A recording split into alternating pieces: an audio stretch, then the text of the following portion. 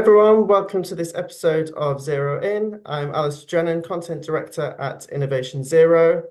I'm here with Vicky Smith, founder of earthchangers.com, to talk about the ecological impact of the tourism sector and the future of responsible travel and sustainable tourism, the intersection with sustainable development goals, the impact when it comes to data and greenwashing, and how we can really bring more attention to this sector, which is often underrepresented in terms of really understanding the impact that this has on the global stage when it comes to the carbon impact.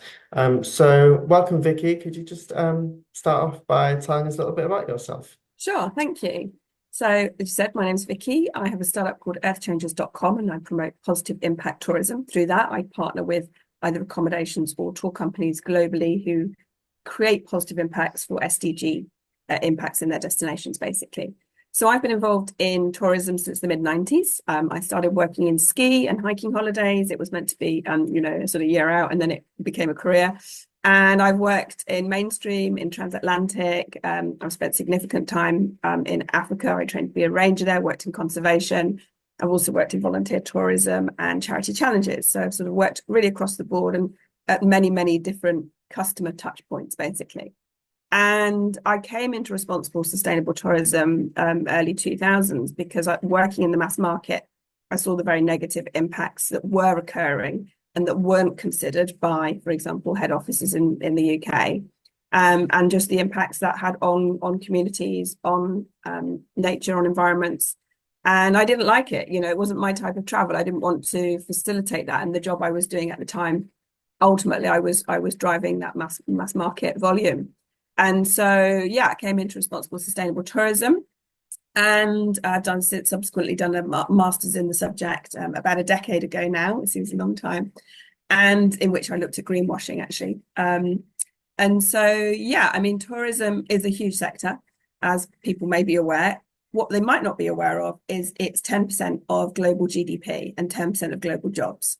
And that obviously had a huge hit in the pandemic. So much so, I mean, pretty much 50% of jobs across the world were lost in tourism. And that's a huge number of people and income and families impacted, etc.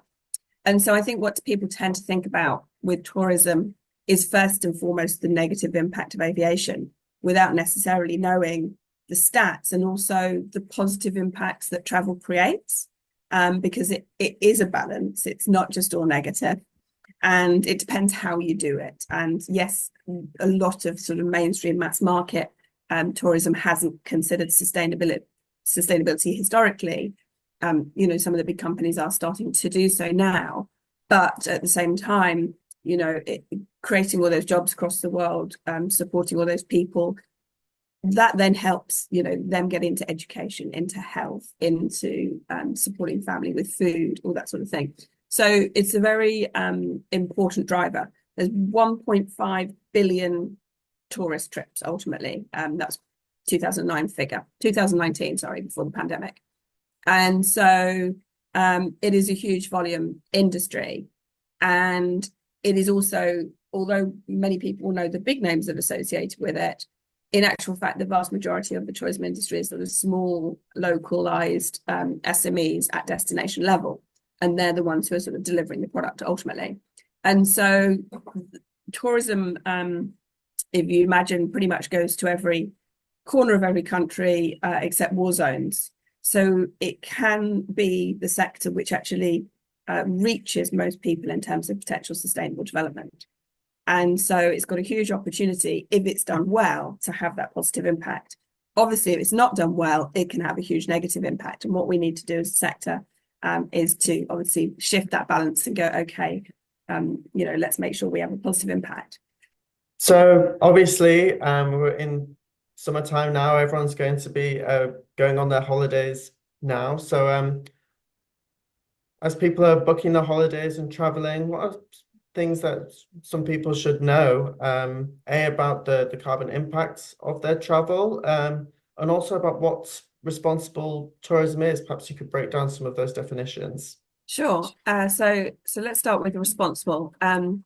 Ultimately, responsible tourism is taking responsibility for tourism and its impacts. So whatever choices that as any business makes within the supply chain, there's always impacts, good, bad, whatever. And it's about saying we're aware of what those are and we are conscious of thinking about how we're going to handle those. So they may be good, they may be bad. So that includes, like for this summer, people might be going to European destinations that are very busy. A lot of the over-tourism problems that we've seen it historically in sort of particularly European cultural cities, places like Venice, Barcelona, Reykjavik even, big volumes of tourism. Organizations there are obviously sort of maximizing the profit they can make. That's the way that tourism has been generally driven historically. And so tourist boards are often tasked with actually creating more visitors to a country because it brings in revenue. But obviously the impacts of that can be discomfort locals, too many people, capacity issues, what we call the invisible burden of tourism, which was a report that came out of an organization called the Travel Foundation, is, all those extra people put stresses on public services, waste collection, noise pollution, you name it, obviously sort of anything that is required with service with those people. And quite often, and particularly because the rise in homestay networks is, if you stay in a hotel, you might pay a daily tourist tax, and that tourist tax goes into funding the public services that are required to handle the volume of people that come. When people are staying in homestay networks, they don't often have that tourist tax. So as more and more accommodation has shifted to homestay networks, it's not only put an inflationary pressure on house prices locally for local people, but it's also meant less money in local government coffers for the public services that are required. And so local people become very upset, understandably, that they have less space to themselves, the place is getting busier, there's not the money in the local government to support the negative impacts that are occurring, and all their prices are going up, whether it's food or whether it's property or whatever. So it becomes, quite a hotbed. So responsible tourism says, okay, what are the situations we're creating here and how can we obviously alleviate those, hopefully. Sustainable tourism definition, by contrast, is about, goes back to the Brundtland report, which is, trying to remember the exact words now. Basically, making your decisions today with a view to the future so that you're not negatively impacting the generations to come and the decisions that they can make in terms of resources, etc. So arguably, sustainable tourism is, as long as it's not having a negative impact for the future, carry on. So arguably, it sort of allows the status quo. And then beyond that, we sort of move from regenerative tourism to sustainable tourism. It's like a journey of sustainability. And we get into restorative tourism, which says, what are the negative impacts that have been created? How can we get those back to where they need to be? And then potentially in the future, positive impact tourism, which is what I deal with, and regenerative tourism, which says, how do we make it even better? And regenerative tourism, which people often use the term when they mean positive impact tourism. The difference is regenerative tourism actually looks at changing systems.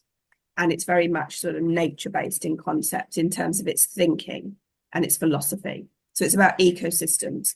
None of this stuff works independently. When you have a volume of people come in and they're coming in on airlines and there's infrastructure of whether it's boats or property or whatever, and you're looking at public services, and that might be water provision, it might be, energy, all these things.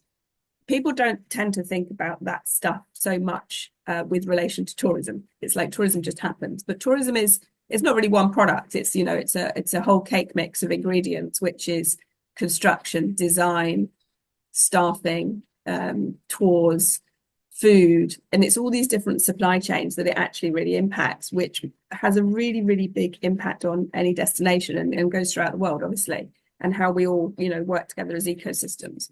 So coming back to carbon impact, you said, obviously there's an overriding existential issue around climate and the fact that we have to decarbonize. And in terms of, people at home thinking, well, how can I, better what I'm doing? Ultimately, yes, fly less. If you can, the preference should be walk, cycle, public transport, electric vehicles, thereafter, fossil fuels, basically. If you are flying, we don't need any more necessarily, I don't think, to go to European short weekends multiple times a year. The argument would be if you're going to fly and go for longer, really immerse yourself in the time there, really get to support and know how the local community and how it works. And you can also consider, and there's a big blog on my website about it, the different times of day you fly, the efficiency of the airline, how modern it is, the class that you fly in. So, for example, first class has a higher carbon impact than economy class.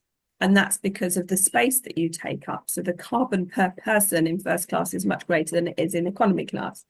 And what we need to do and see is actually consumer demand shifting to better carbon options, basically. Because until consumer demand does, suppliers who are tasked with getting more volume by their governments aren't going to change, or it's very difficult. In actual fact, there was news out just this week that an Alaska destination has put a capacity on the number of cruises it will accept.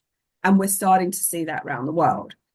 I think at some point in time, and I don't think I've seen it yet, there will come a point in time where a destination says, we're going to reduce the number of airlines that arrive, because otherwise it's just delivering too many people that they can't handle and obviously contributing to carbon. So yeah, I mean, take the train where you can, go for longer, really immerse yourself in destinations, and almost go back to, certainly when I grew up, you have your one long holiday a year rather than what has become very, very easy and very convenient on no frills flights to hop here, hop there, everywhere, which, we don't necessarily need to do. And obviously also, local options, the more regionalized, better. We've definitely seen since COVID, less long haul as long haul destinations recovered because, certainly parts of Asia, for example, didn't open up for a long time. But people are much more aware since COVID, I think. It's interesting what impact they may have had. The industry certainly woke up to sustainability enormously during that time, because ultimately what you have to do as a sector for sustainability is what you have to do for resilience, and that became more and more important.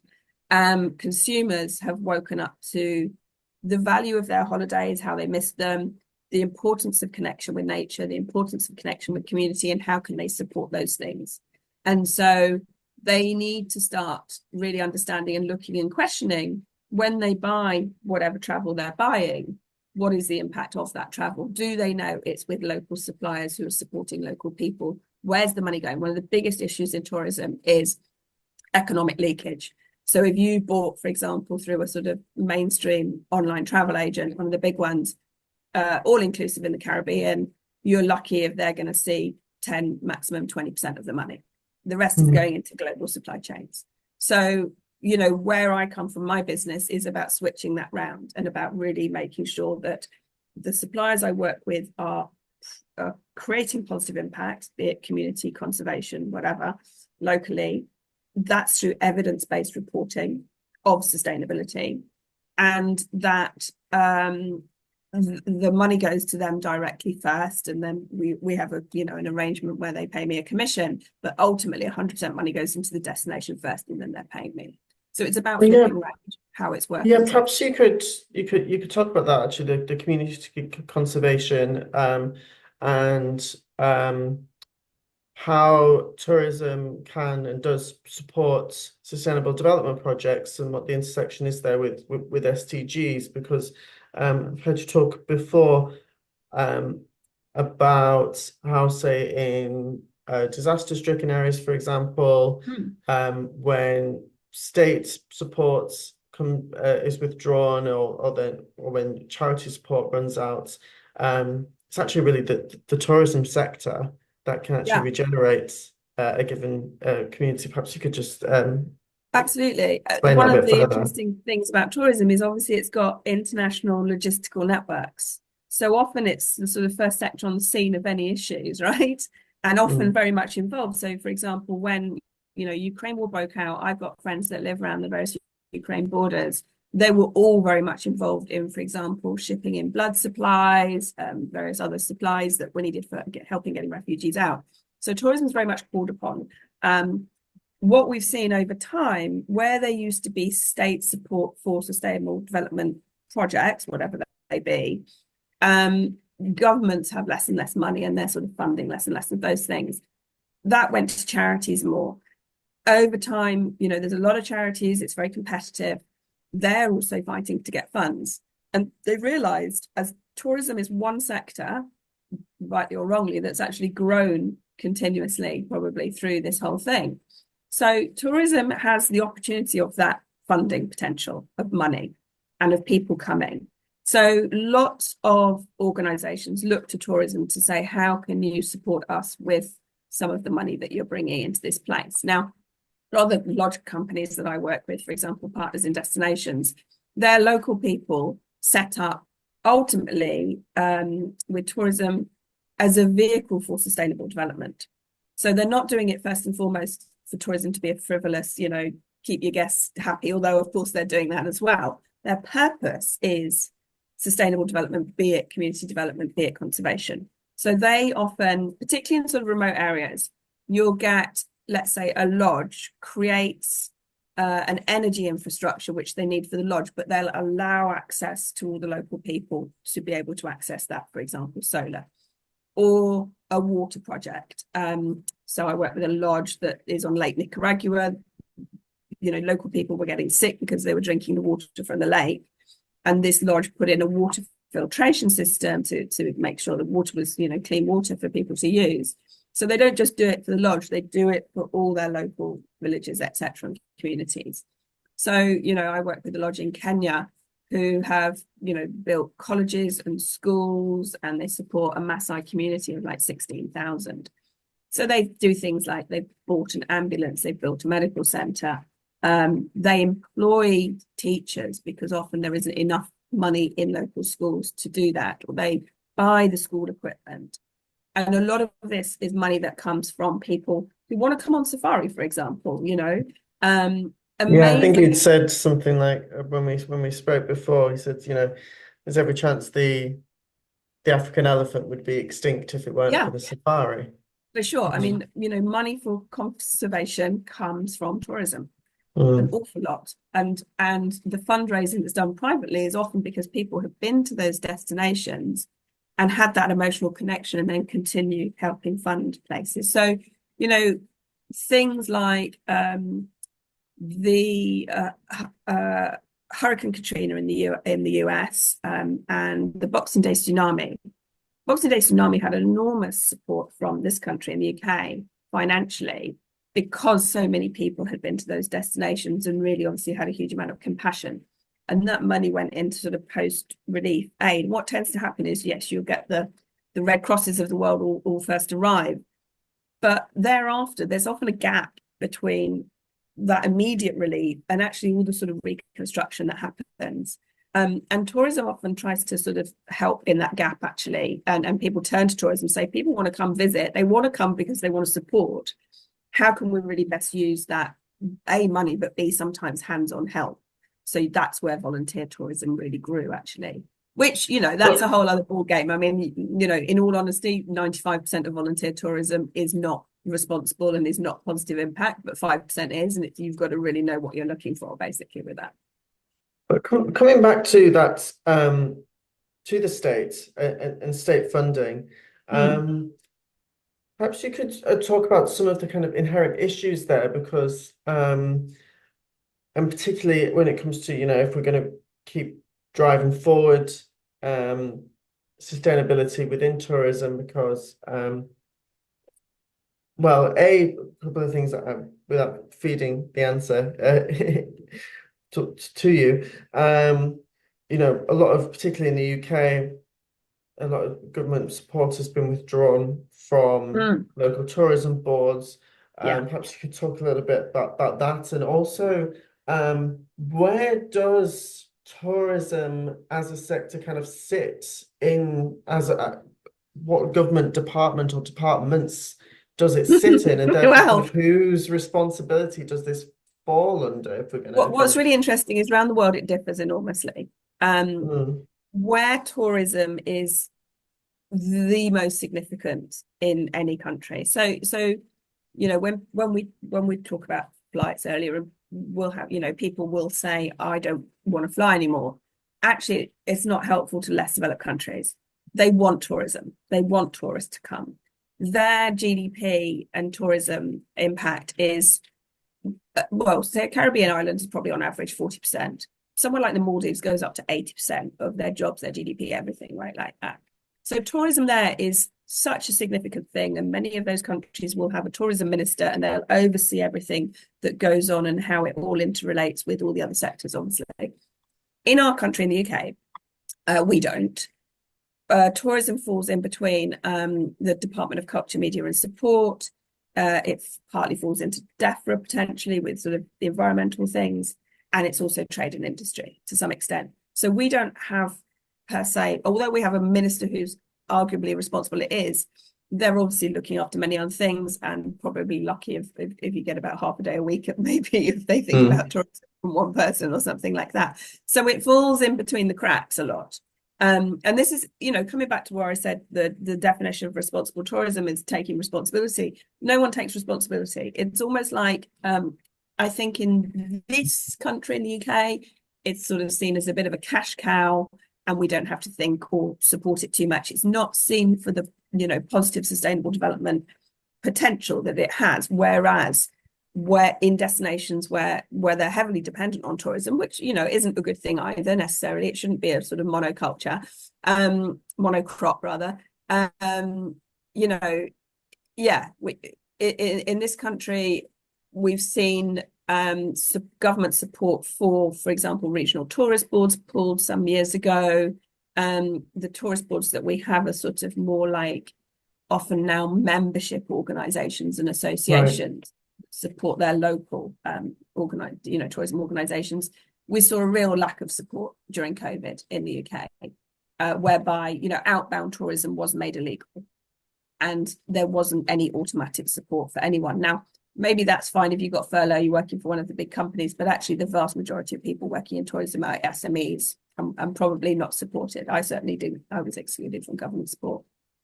So that's very hard. And that's partly because I suppose in this country, we have natural, you know, heritage that people come to visit. It's almost that tourism is sort of taken for granted a little bit, and that it will continue regardless. So in COVID, you know, tourism inbound was allowed, but not outbound. And yeah, a lot of people felt very left down, certainly in the sector, let down. So what would you like to see either from governments or indeed from like your big global corporates, be that, I don't know, it could be your Sky Scanners of this world, or I don't know, you tell me what from the big kind of, what sort of the big players within the sector, what would you kind of like to see from them to drive forward responsible tourism and sustainable tourism, to kind of bring this more to the kind of the conversation so that more people know about this, and then just to kind of bring forward, obviously, you know, we're Innovation Zero, obviously very kind of focused on the net zero agenda. How can we kind of integrate this bring this to a sort of a global platform and integrate it into the tourism sector? What would you like to see from who are the kind of the big players, and what would you like to see Well, them? yeah, I mean, we've got big players like TUI, you know, tour operator. Yeah. To be fair to TUI, they've been doing a lot of work on this over the years, so they're actually pretty good. They have a whole program. A lot of companies are going through sustainability certification. Part of the challenge with sustainability certification is that there are, you know, consumers will often say to me, why isn't there a, you know, sustainability certification in tourism? Well, there is, but there's more than 200 across the world. And they, you know, some focus on different countries, some are focused on different types of products.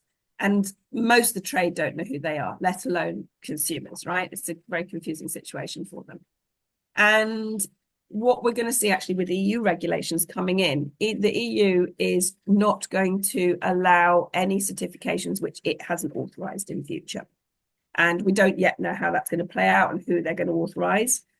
I imagine they will potentially go to an organization called the Global Sustainable Tourism Council, which is an organization within tourism that tries to, in effect, be an umbrella to the sort of certifications that are out there and try to sort of be a standard of standards to try and bring them all in line with each other, basically. So we're going to see some changes going on there. Tourism was actually the sector that invented the term greenwashing was invented for. It was an American journalist writing about a hotel who was asking people not to sort of rewash towels, ostensibly for environmental reasons, when they were just trying to save money, basically. So yeah, so tourism is well known for its greenwashing, and the antidote to that is evidence, right? Data. And so what we're going to see with the future and with future regulations, certainly in the EU, but also, the UK is getting tighter on it, is you can't just make claims. You have to be able to prove what you're saying is true. And that's becoming much more scientific. So all organizations are going to have to be backing up any claims with data.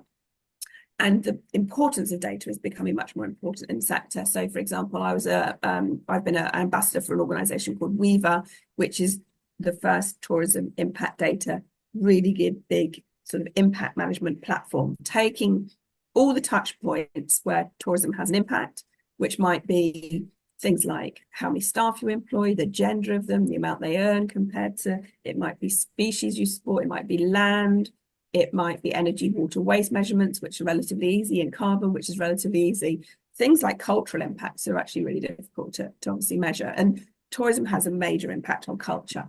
We've got to be careful not to. We go to see these amazing different places and people and foods and dance and all this stuff. But, outsiders being there inevitably then might press or pressure a dilution of that culture. And it's not, that's not what we want ultimately. So we've got to make sure that doesn't happen. So yeah, so we was an organization that's trying to pull all that data together from obviously tourism supply chain companies. So we will, I think, see much more regulation in future, much more